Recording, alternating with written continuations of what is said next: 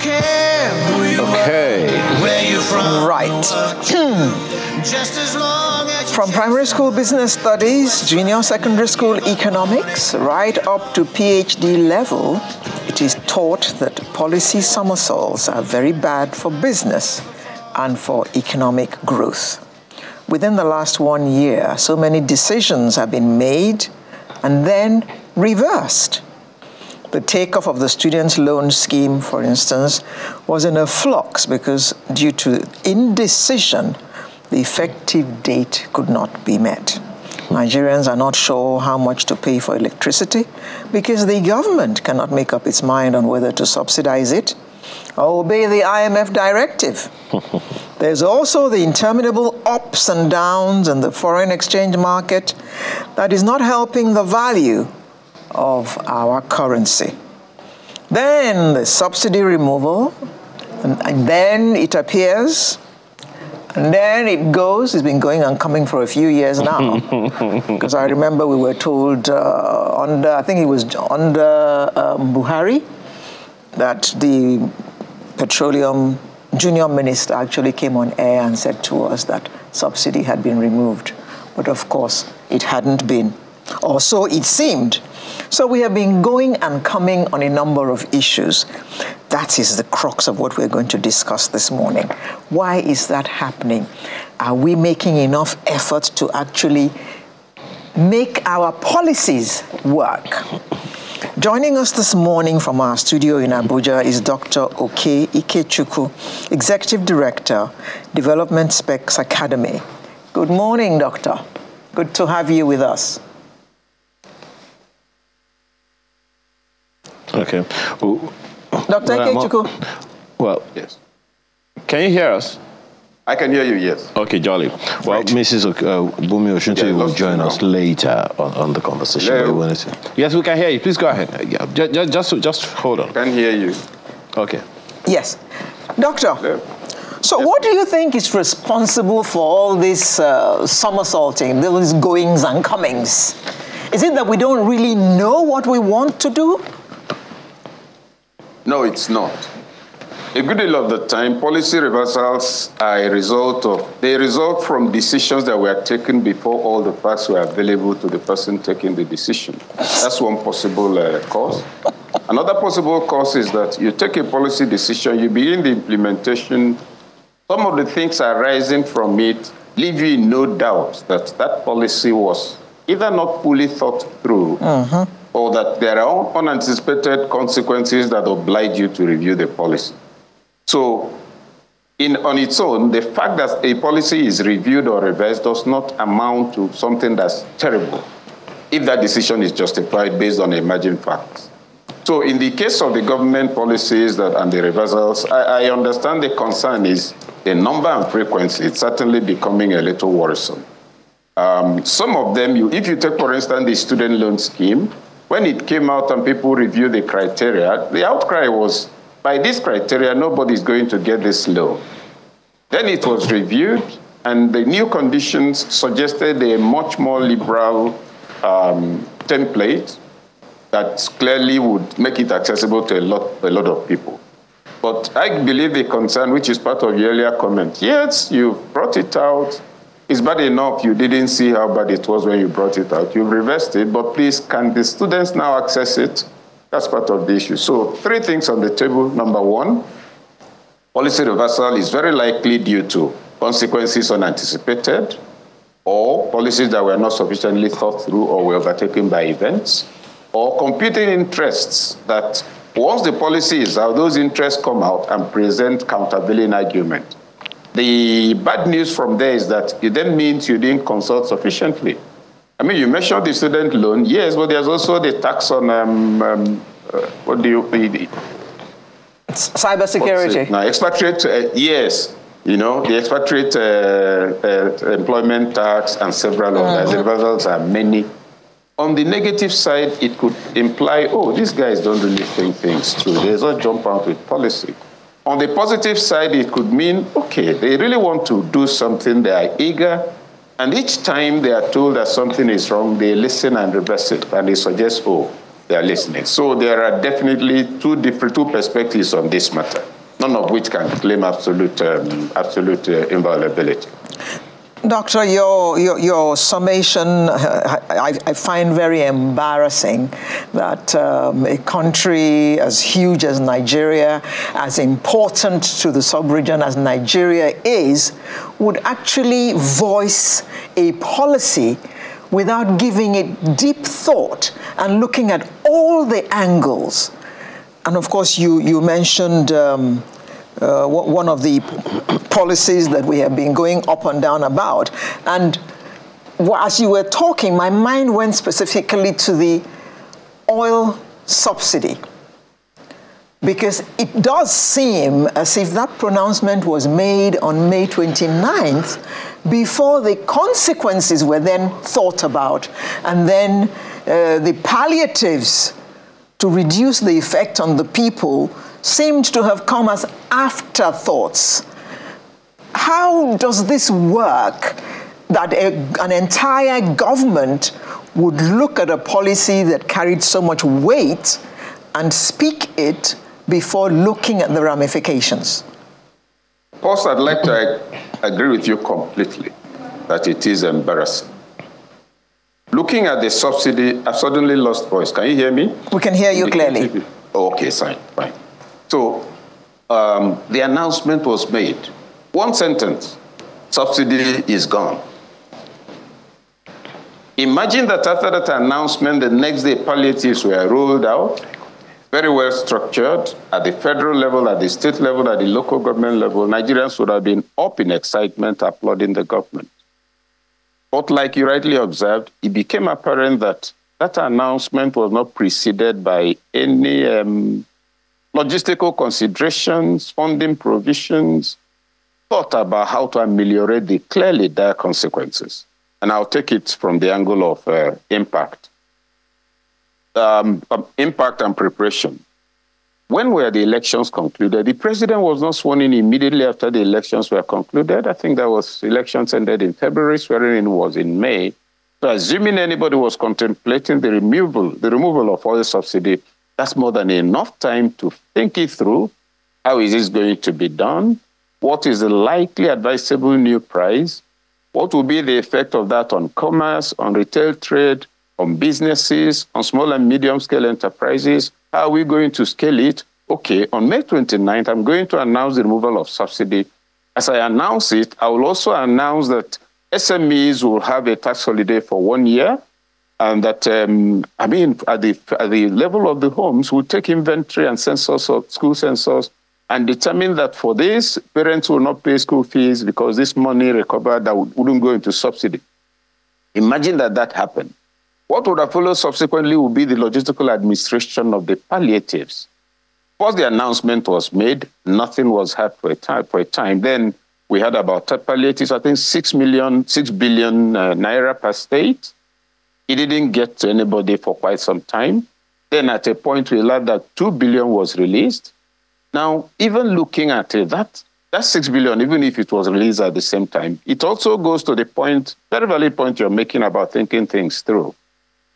Should every state of the federation get exactly the same amount, irrespective of population and other demographic details? The answer is no. So, yes, that particular policy, which is likely responsible for much of the misfortunes Nigeria is suffering now, appeared to have been put on the table without due consideration for its multiplier effects and its likely crippling effect on the economy. And so you then find that even with that announcement, there's now the news, fake news, rumor, fact that there's also still subsidy. In the midst of that, the price of fuel is still going up. And I think that was some months ago, a totally insane World Bank announced that the ideal price will be $7.50 back then. On which economy? On which income? The income of the person you're asking to pay has not increased, but the price of fuel has increased. The man who used to spend 500 naira to go to work now spends about 2008. The salary is still the same. The price of food is up. So sometimes you ask yourself whether some of those who insist on advising us on what is good for us, whether they're drinking something unusual or they're living on the moon. But coming back to the substantive issue you've raised, yes, that was a clear, unacceptably unfortunate instance of a policy that did not appear to have been thought through, prepared for, before engagement. Dr. Ikechukwu, that policy isn't really new. The president only made a pronouncement.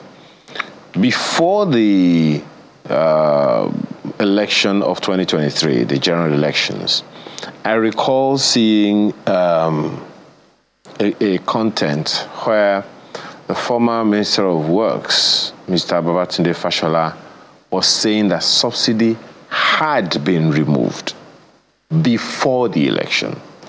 And that I also recall the finance minister making some pronouncements and saying, well, the subsidy has been removed, but the termination of it will be in June of 2023. What the president said during inauguration was, look, making reference to the fact that that subsidy has been removed, which is why he just made that, subsidy is gone. Could we have misunderstood it? Because these are facts. Could we have misunderstood, or it was just the market reacting instantaneously to that pronouncement? Well, whatever response one gives would be largely speculative. I did not understand the president to be referring to Fashola's statement of some months earlier. And I'd like to put it on the table that the petroleum pricing issue has been one industry where the major raw material the stakeholders are working with is lies and half-truths and deliberate misinformation. Go back to the Abacha days. You recall it was 9 o'clock news that the official announcement was made that there was not going to be any hike in fuel price, contrary to what was being rumored in the media. The next day, as that news was going on, meters were being reset all over Nigeria. The new price took off from the next day. Now, remember, before Buhari became president, he said there was no subsidy, that it's a lie, that the money is just being carried away. He came on. What happened? More subsidy than anybody can contemplate. Then the current president announced that subsidy was gone. And if you recall, in the first month, we were informed gleefully that Nigeria has actually saved 400 billion within that first month, which means about 100 billion a month. And I remember, I think it was on your program, somebody had said, oh, okay, so let them tell Nigerians what they spent it on. I said, no, please, let them not tell us. Let them not spend it. Let them keep it. Let's agree on what it should be spent on.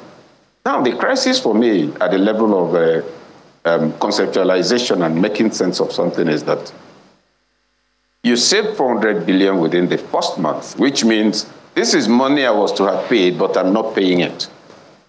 It would mean that for every other month after that, you'll be saving 400 billion.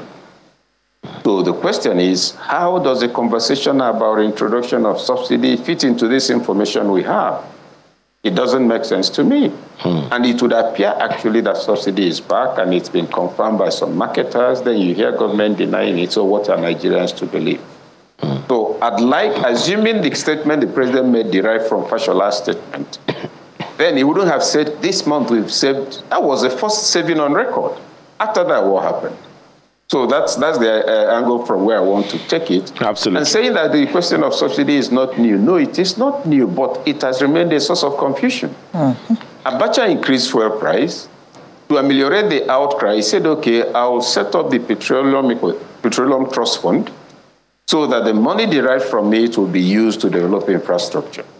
If you recall, that was the same argument when fuel price was increased, when pump price was increased under Obasanjo. Oh, hospitals and so many other things. As far back as the Abacha days, then I was on the Guardian editorial board.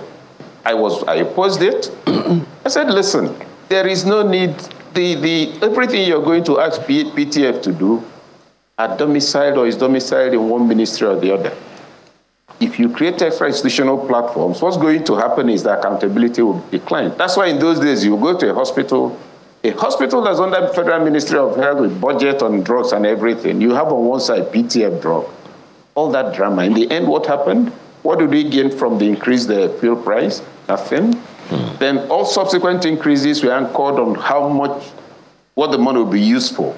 when the subsidy is no longer there. Correct. Where have we gotten ourselves? Very interesting we must perspective. Look the truth in the face and call it a name. What I see on the table is an absolutely incomprehensible quagmire in the name of fuel supply, fuel subsidy, welfare of Nigerians. I think our name is being taken in vain as Nigerians. Yes, you remove fuel subsidy. What is it that has improved? Perhaps, perhaps part of the issues, Prof. Perhaps part of the Dr. Keju, perhaps part of the issue is in one of the words that you used earlier, or was it maybe it was even Alero that was talking about collaboration. But there is more to it. We've since been joined by Bumi Oshuntuyi, who is Secretary General and Permanent Head of the International Chamber of Commerce in Nigeria. So good morning and thank you so much for joining us this morning. Good morning. Happy to join the discussion this morning. Yeah, well, talking about policy inconsistency and all of that, one of the questions that I'd like to begin with you is perhaps, is it really a somersault or a lack of communication, collaboration, and coordination? The governor of the CBN made a pronouncement in compliance with a law in the country, the cyber security law in the country, that says X amount should be paid, X percentage of all transactions should be paid for cybersecurity and all of that. It is in the law. It's not even new. It's something that's been on since like 2015. Implementing it has always been an issue. But after the pronouncement and the outcry, the president then comes in to, in a way, overrule, suspend the pronouncement of the CBN. In a way, overrule the CBN, one might say. So is it a problem of a lack of collaboration or coordination, or it's just that we just happen to be doing things in silo? What do you think the issue could have been? Just that one example, for instance.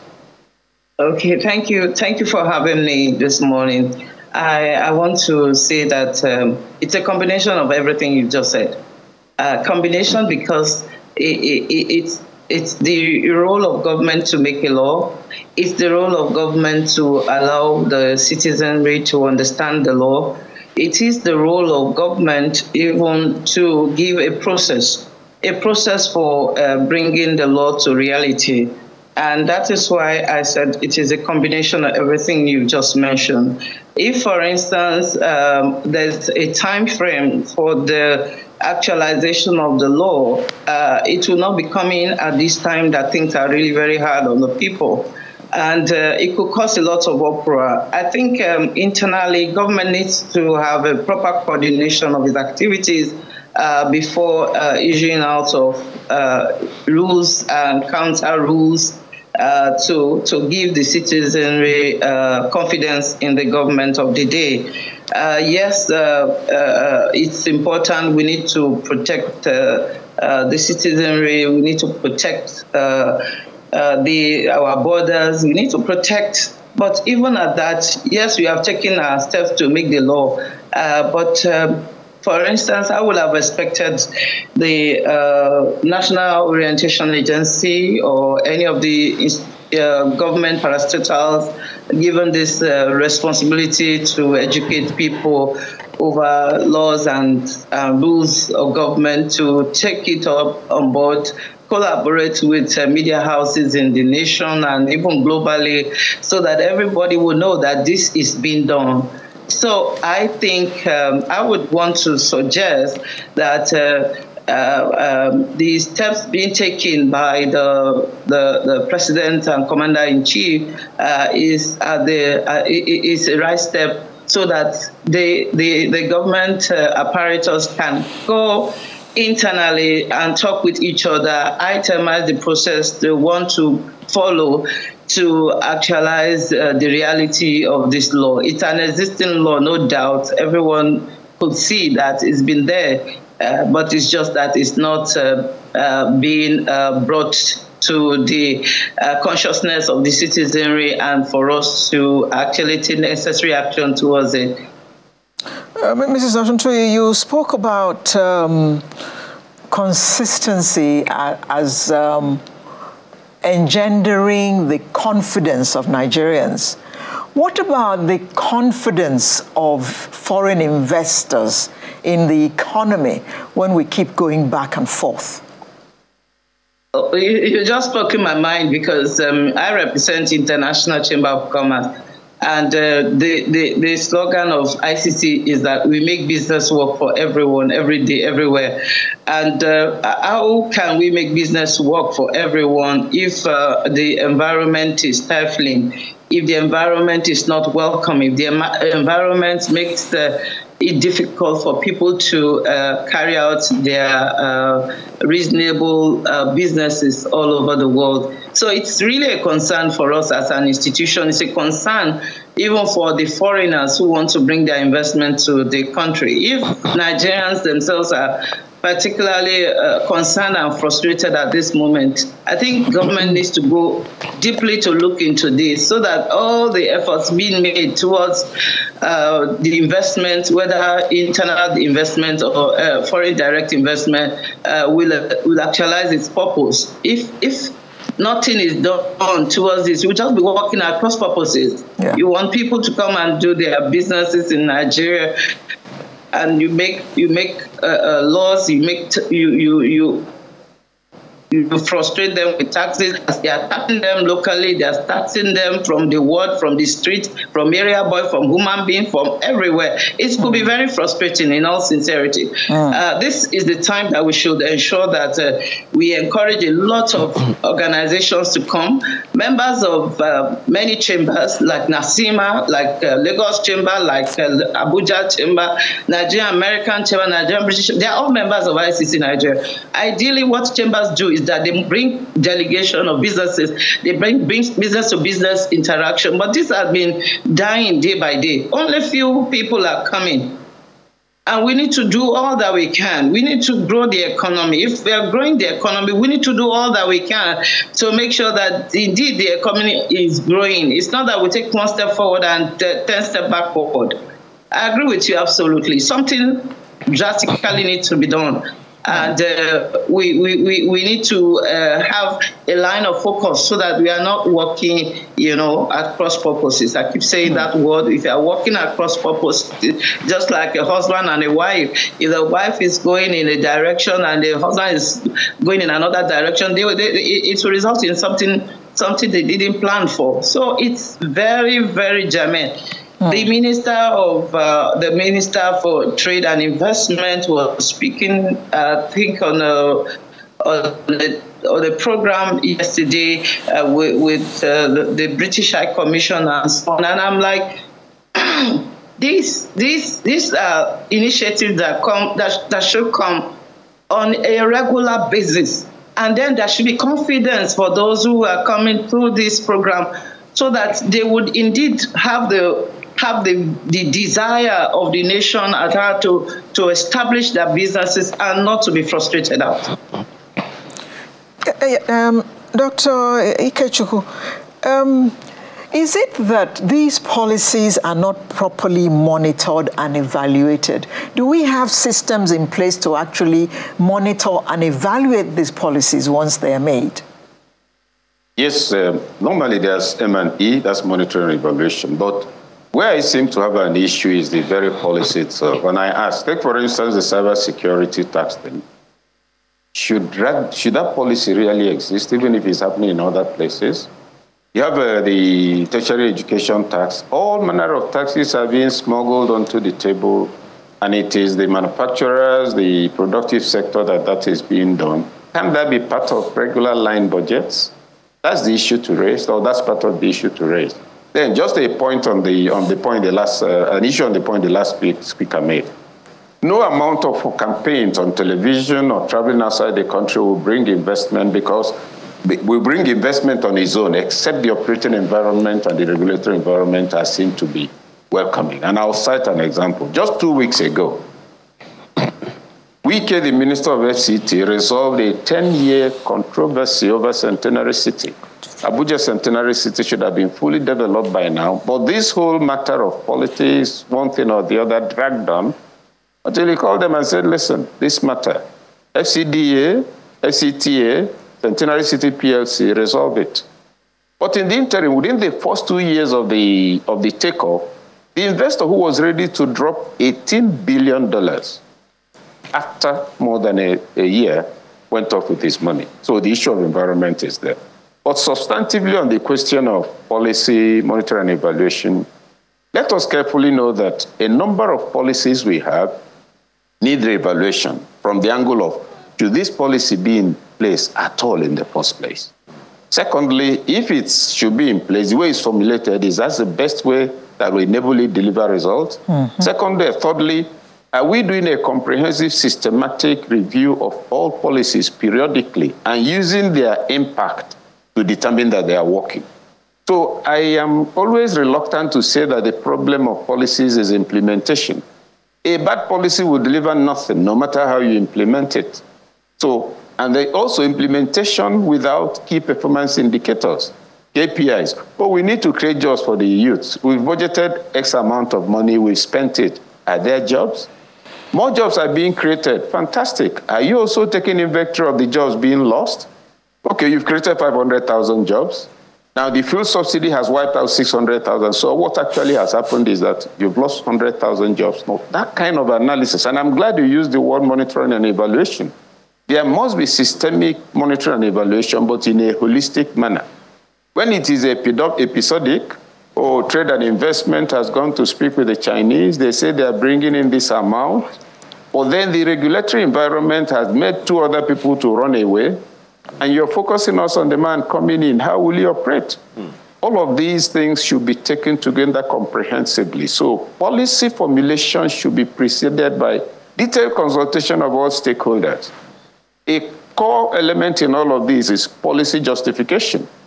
It's not enough that, oh, we had this policy. No, you may not have to implement it. Review it. Take the one we mentioned about the student loan. They announced it and found out that their content made it totally useless to anybody, for anybody to access. So in the first place, review and confirm that some policies are good as they are on paper, are still good as they are on paper. Work out implementation strategies. And then the key performance indicators. In the absence of that, you will have policy, you will say it is implementation, but the policy is formulated in such a way that it cannot be implemented. If you look at NNPC, for instance, there are 2 departments that cannot work as we speak because of how the entire place is reconfigured. Nobody wants to address it. They're all there having internal fighting and all of that. But it's a policy document that set up those 2 new things, and it's not working. So back to your point, monitoring and evaluation, bearing in mind value to the Nigerian state, to the Nigerian economy, to the Nigerian citizen. That must be the basis for policy evaluation. And from all indications, that is not happening, unfortunately. You know, Takechike, it's really very interesting, this, conversation that we're having when we talk about collaboration. Let me ask Mr. Oshuti again this question. You have commercial businesses spread in all 36 states of the country, and all of them are directly or indirectly affected by whatever policy government comes up with. In terms of communicating it, in terms of educating people, in terms of stakeholder engagement that Dr. Ikechukwu spoke to, because it is a policy that comes from the federal government that everyone should, one way or the other, domesticate, what kind of communication, stakeholder engagement should be going on between the federal government and the states so that we can actually maximize impact? I want to say that in terms of interfacing with government, we do that regularly, especially when we interface right from our headquarters that is in Paris. It's not that the headquarters of ICC in Paris will come and, tell us how we run our country. But in the ICC focuses on producing rules that governs international trade. For instance, the week we are just ending, we had something that we call the export-import global standard in international trade. No country is an island. No country can say, okay, I want to do trade alone. And they say trade is the lifeblood of every economy. If, for instance, we know the rules that governs a particular trade, a particular country, the processes that people are to follow, people will not continue to waste their resources and send their goods to a would-be buyer, and the would-be buyer will reject it. These are processes and procedures, and that is what we specialize on as an organization that has over 45 million members, cutting across big, small, medium, small and medium. We do a lot of engagement. Many of these engagements, because of COVID now, they are virtual, so it makes it easy. We have what you call the Center of Entrepreneurship that makes people who are into entrepreneurship or who want to even venture into entrepreneurship to really understand what it takes. And the continued engagement with government has, I would say that in recent time has not been it has not been very beehive kind of engagement. And what we do in the ICC in Nigeria is that we recognize it. We recognize the position of NASIMA. NASIMA is the National Chamber of the nation. So as NASIMA, when NASIMA is speaking, I believe NASIMA is speaking on behalf of every of the chambers in the country. But we stand as our position as the International Chamber of Commerce, and where necessary, we give our opinion over some issues, and otherwise, even where necessary, we even pay courtesy call and courtesy visit. As you may have observed, the Secretary General of the ICC, I'm talking of Global ICC, John Denton, interfaces regularly with Ngozi Okonjo-Iweala because World Trade Organization is very critical to the work we do. So we are very much ready and willing to engage government. And you will also observe that in some of the ministries and parastatals there have been a few changes. And when there are few changes, the person you are engaging with before may have been retired, or a new person is coming in, the person does not understand you or does not even know what you do or what you represent. It could be very discouraging. But that notwithstanding, I can give you assurances that the engagement we have has not subsided. We are increasing the tempo. We are sending our position over issues and our recommendations. We are sending it to government. The different parastatals, I'm not even talking about the Ministry of Trade and Investment alone, the different parastatals, because what ICC do goes beyond just trade. We are involved in the issue of arbitration. We are involved in the issue of many sectors of the economy. And essentially what we want to do is to ensure that trade and we make business work. Everyone should be able to trade and be able to get the resources of their trading without having to make undue losses. Or without Mrs. taking advantage of the person. Right, Mrs. Oshunchi. Thank you very much. I see that you have you still have a lot to unpack to us, but this is the nature of live television. Time is never our friend, and we just got to shut it down for today. This is only a conversation starter. I mean, this issue of policy consistency will continue to come up in Nigeria as long as we keep going up and down, because we are told now that a message just came in about the power policy. Federal government holds issuance of regulatory autonomy to states. States. Regarding power. So this conversation will not go away, but for today, this is where we have to leave it. I just have to thank you very much, Mrs. Bumi Oshuntui, Secretary General, Permanent Head of the International Chamber of Commerce of Nigeria, as well as Professor Oke Ikechukwu, Executive Director, Development Specs Academy. Thank you very much, lady and gentlemen, for sharing your time and insights with us this morning. Sunrise will be right back with another interesting conversation. Do stay with us.